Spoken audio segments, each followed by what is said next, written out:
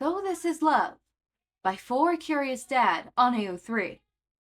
Episode 46. Chapter 17. Hideout Raids Aftermath. Bakugo was right. Todoroki could do all of that to make Sero listen to what he wanted to say. He actually considered that, but he didn't want to do something so violent to Sero like grabbing his collar. He also didn't want to push Sero too much. But yes, he must find an opportunity to talk this out. His instincts telling him there's more, he left this happened. The harder it was to save their relationship. Todoroki's train of thought was cut short when he reached home to face Enji's fury.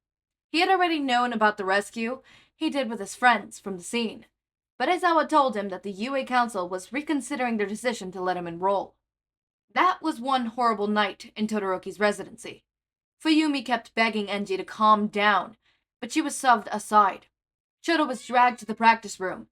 In the name of training, Enji let out all of his disappointment and anger about Shoto's impulsive decision, and in consequences. Each of his moves were accepted with a lecture, coming to Todoroki like violent and senseless waves in the middle of a stormy night. For a brief moment, he was proud of his son. Yes, that was his Shouto, rushing into the villain's place bravely to rescue life. There was nothing more impressive and heroic than that. And the walls of ice that he built? Enji didn't care whether he used his fire quirk or not, and that enormous wall was indeed a splendid scene of Shoto's great potential. But why? Why did he act so stupidly? Responsibility was the only answer Shoto gave him. How the hell was that relevant? Didn't he know that now it was a crucial time for his enrollment to UA? Didn't he fully understand that he could have been killed? His son, who was brilliant and smart despite his quiet side, was now capable of doing something so stupid and ignorant, despite fully knowing his own limits. Didn't he fear that the future he wished for could be closed right in front of him now? If it wasn't the past, the house would be full of Shoto's crying and sobbing. But now he was silent. Instead it was Fuyumi, her fist thumping on the door, her voice and sobs that begged Enji to spare Shoto. Later on there were footsteps. The door was being busted open. Natsuo stood there, shouting and screaming at Enji, pointing at the nonsense violent actions and words towards Shoto, even though the practice room was literally on fire, and Shoto collapsed in the corner of the room. The night ended with Fuyumi and Natsuo helping Shoto get back to his room, leaving his father alone in the training room with the mess he created and his ongoing anger, now towards All Might's resignation. They took care of Shoto's injuries. From the beginning until the end, Shoto didn't say a word, nor a grunt, or a hiss. His silence worried his older siblings, but there wasn't nothing they could do to help him feel better. Alone in his room, Shoto was staring at the ceiling. He ignored Fuyumi and Natsuo's whisper in front of the door, and the smell of disinfectant and freshly bandaged lingering into the air. He felt numb and amazed, because after all of the lectures he just received, he still stood firmly with his decision of hiding the fact that Toya was alive from Enji. He shouldn't. He should scream that in the old man's face, right there, right then. Enjoy his face turning pale, shame and guilt flooding through him. Or maybe he was right, hiding it, and letting Toyani deal with the old man just like he said. A surprise attack was worth it. But none of that was for the right reason. He didn't say it because of Toya. Months they knew each other, with great and beautiful memories, turned sour and bitter now that Dabi came to light. But Shoto appreciated those moments. He had time to know more about the older brother he'd only met through pictures and known through others' stories. Dabi was awful, but Toya-senpai wasn't. Shoto wanted to believe that the care and love Toya gave him during that time was real, that his older brother really cared about him. He didn't say it because of himself. As long as he was the only one who knew, he could convince himself that Toya still remained a mischievous but kind brother to him. The only one he used to know. He was not ready to accept it. None of the Todorokis were ready. His poor mother, kind-hearted Nisan, and Natsuo. None of them were ready to accept the fact that Toya was alive. Not to mention, he became a villain. The old man? Please. He would be obsessed with hunting him down and killing him, just to protect his hero image. Shoto bet he wouldn't utter a word with others too. So let them stay in the dark for a while. He's the youngest son, the one who may be more than a stranger than the whole family member to Toya. Let him be the only one to bear the truth. This guilt and confusion, all alone, until the time to reveal came. What about me? Sero knew too. Sero didn't get well enough with Toya, but he knew too. He promised he wouldn't tell anyone. He would act like they forgot that happened. Todoroki unconsciously rubbed his lips when he thought, uncomfortably wondering, to Sero. Just days ago, they kissed. Sero's lips were dry. Todoroki could even taste blood through the kiss. But none of that mattered. It was a wonderful memory for him. He wanted to ask Sero if it was okay for them to do it again. More properly this time.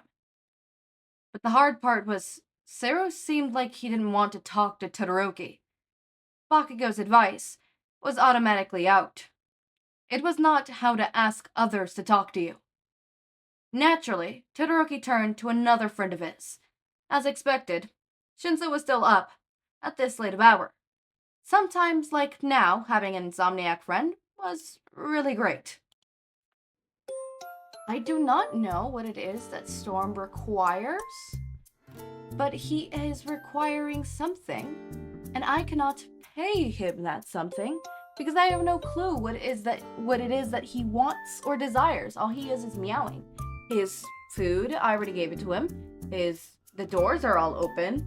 Everything's good. What do you want? Attention? Validation? I played with you for 2 hours. Do you want more of that? You're standing there as if the door's open. Okay, whatever. On to this. Yeah, okay, well, Endeavor, that is not how you deal with your kids or discipline them at all. I am concerned, and my heart aches, and I'm getting angst ideas, but that's besides the point. I want to clarify that with kids like this, I think Horikoshi dropped the ball in this area as well, with Todoroki's trauma, right? Horikoshi heavily hinted the fact that Endeavor punishes Todoroki via literal violence and disguises it under training, right? And I'm saying that with quotations. Training, right? It's already established that is something that happens. That is something that is established. But I am worried because, not worried, but Horikoshi dropped the ball in this point because we don't see that in Todoroki. Kids, when they are punished in such harsh ways, react differently. Some break down at every small, minimal mistake they make and feel as though everything's their fault and they try to fix everything. Some push people away from them. They don't want others to get close because they feel as though if they get close, they are the ones in the wrong, right? It depends on how, grave or whatever, and it also depends on the person's psyche. Personally, me, right? Because it's not just mother, father, guardian to child. It can also be boyfriend to girlfriend, girlfriend to boyfriend, girlfriend, boyfriend, boyfriend, partner, right? From partner to partner. It could also be from friend to friend, right? If we go down the list of domestic abuse and which ones are more common, the two most common and the ones that you think about specifically is spouses, parental abuse, and then at the very end, it's friend abuse, right? That's the one that gets overlooked. I know that when I tell people that I have had a best friend who would do that to me, they thought it was overdramatic, that it was just friends being friends, and that you can't be abused by a friend, which is sad. But the reason I'm bringing this up is because when I had my manipulator, I'm going to call it a manipulator because YouTube does not like the A word. When I had my manipulator hated me, right? Or not hated me, but my manipulator manipulated me to the point where whenever she would hit me, I compartmentalized it and accepted it as my fault. I got hit and I had a really big bruise. What did I do to deserve that? And most of the time, kids grow up like that, especially when it's, parent to child. They grow up thinking, I did something wrong. It's the most logical. And not just the most logical conclusion. Well, not most quote-unquote logical, because the most logical conclusion is that you do not, deserve that. And it's not your fault that somebody else did that to you. You do not control others' actions. But it is the one that gives you the most control. Right? It is harder to accept that you did nothing wrong and it's the other person whom you love that is in the wrong and is hurting you. It is harder to think of it like that. You have zero control. Somebody you trusted deeply is now a bad person. We don't want to think of the people we love as bad people. We can be a little blind when it comes to the people we love, to our friends, to our parents. We could be a bit ignorant, blindful, a fool. So not only is it harder to accept the fact that we have literally no control in what these people do, but also this is your loved one. Do you really want to think that your loved one, the person you put your trust in, is a bad person? No, you will never want to do that, right? And the last one is, it is easier to compartmentalize the fact that you're in the wrong. You're in control of whether you get hit or not. Because if you're in control, you can stop it. And in your mind, it is better to compartmentalize it as you can stop it than you can't stop it. It's their fault. And there's nothing you could do to stop the person that loves you, that not loves you, but that you love from hurting you. And that's harder for the mind to comprehend, for the mind to cope with. So instead, we build these walls and we build this illusion that it is our fault. They hit me, it's my fault because I didn't do this, or I aggravated them, or I did that. And it does not help that manipulators know that this is gonna happen and they use that against us by using words like, oh, well, you should have thought about that before you did that. Oh, well, you didn't think about the consequences when you did that. Or, it isn't my fault that you make me so goddamn irritated. All things that have been said to me. But it is hard to evaluate that. And I would have loved to see Todoroki Main from the main show have these complex emotions. And this affects your relationship with everyone else. You piss off a friend, all of a sudden you're so fucking scared. I know when I first got out of that friendship, and still to this day, I see remnants of this because I'm still affected by this, right? It's only been not even a couple of years that I've, been away from this horrible person, right? It's only been it's officially 2 years since I escaped, right? 2 years. That's not a lot. That's not. But there's stuff that happens that you compartmentalize. For example, you accidentally do something and it pisses off your friend. All of a sudden you're super scared. You're treading lightly. You start to people please. You start to people please with that person. You start to exert yourself to try to keep that person happy or put that person back into that happy place, right? Especially if, you grew up in an abusive household, you start to do that. It creates people pleasers, right? For example, I noticed that whenever a friend was really upset, I started to get them to be happy. I would do everything in my power, and it got exhausting. It got exhausting, right? Trying to have everybody be happy, and when someone was in a bad mood, all of a sudden I was in a bad mood, and I was treading lightly, I was scared, right? I remember specifically this one moment. My friend, he was super mad. He was super mad over something else. Some home life. I don't even know what it was. And I was trying so hard to get him to be happy, right? I was trying so hard. I was doing this, that. I was doing everything. I bought him his favorite snacks. And he's like, thank you. You're being like so nice to me right now, right? He gets a call and he comes back and he's super angered, right? And he slams his hand against the table. And I flinch so hard and I start crying. And he's like, shit, sorry. I didn't mean to scare. Are you crying? Are you okay? I'm like, I'm sorry. What can I do? Are you mad at? Did I do something? Was that not your favorite snack anymore? I started having a breakdown. And when I finally saw logic, I was surrounded by all my friends and they were super worried. and they like told me like, hey, are you okay? Right? And this is before they knew about the fact why I cut my certain best friend for my life. And I told them like, hey, this is what happened, right? And this is why I react like this. And it gets exhausting. And I would have loved to see Todoroki like that. Like, imagine this. Ida is super upset because of, you know, the whole stain incident.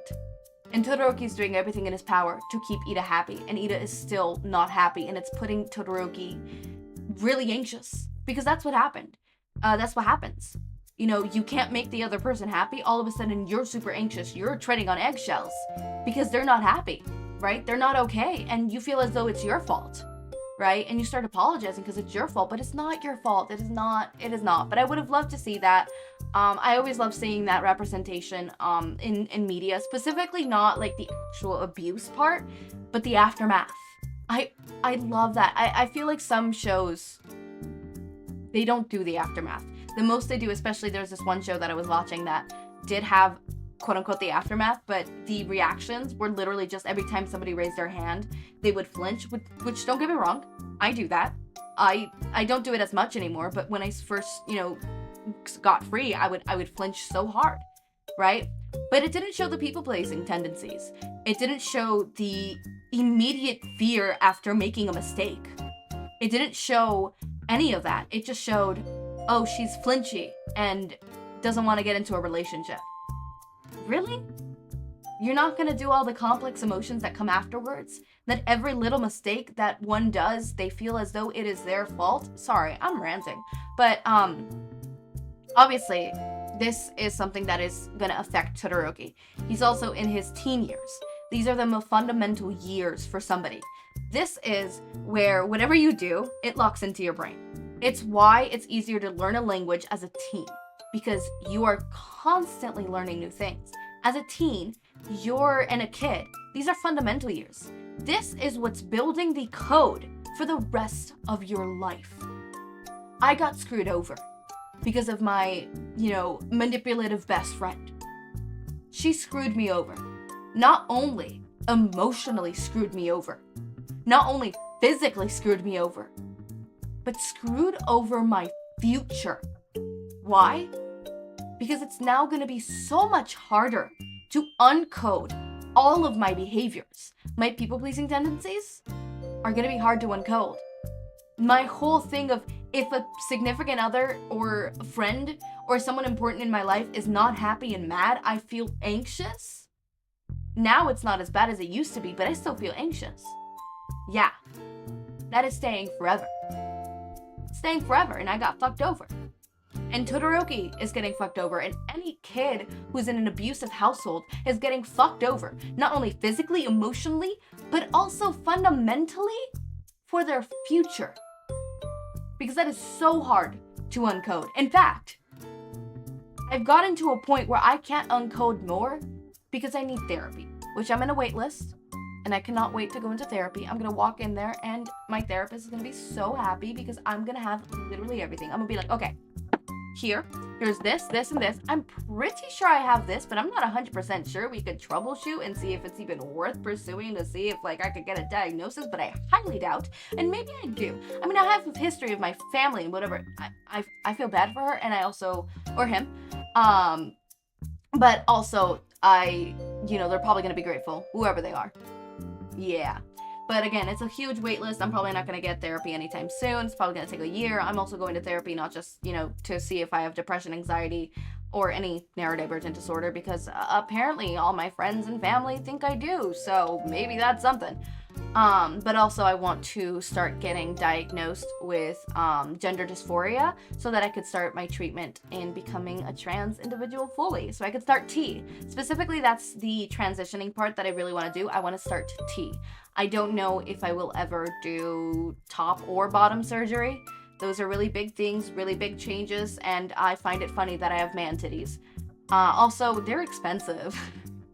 They're expensive. I'm pretty sure testosterone is going to be able to be covered under my health insurance, but like top and bottom surgery? Yeah, no. That's expensive. That's expensive as fuck. But also, I find it funny to have man titties. Come on. Man titties for the win. Anyways. But yeah, things like that, right, which they could have fixed, right? There's, packers, there's, what are those called again? Binders and stuff like that, right? I'd be happy with those. I just want to change my voice. I really want testosterone. That is the one thing that I'm 100% sure of. The other two, I'll talk with my therapist, see, if it's a good idea or not. I'll, do some self, talk and stuff and see if it's something that, one, is available for me to do in the future, and two, is practical for me to do in the future, because if they don't serve me, I don't get that much gender dysphoria because of them. I occasionally do on the regular basis and stuff, but I do get huge gender dysphoria with my voice. I fucking hate it. Also, I would love to grow a beard. So anyways, as always, my raindrops, make sure to eat, sleep, drink water, take your meds. Have a wonderful day or night. Link to my Discord server and socials are down in the description. Subscribe to see more of my content, and thank you so much for watching.